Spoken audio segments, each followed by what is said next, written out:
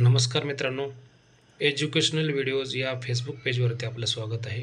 आज आपण पाहणार आहोत क्रमवार 2 अंकी आणि 3 अंकी संख्यांची बेरीज 5 सेकंदाच्यात कशी करावी.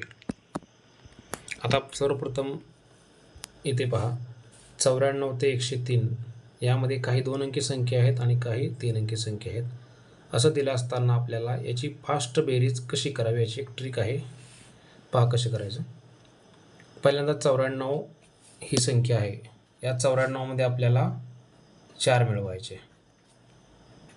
98 आले. त्याच्यापुढे फक्त 5 हा अंक मांडायचा. हे झालं उत्तर.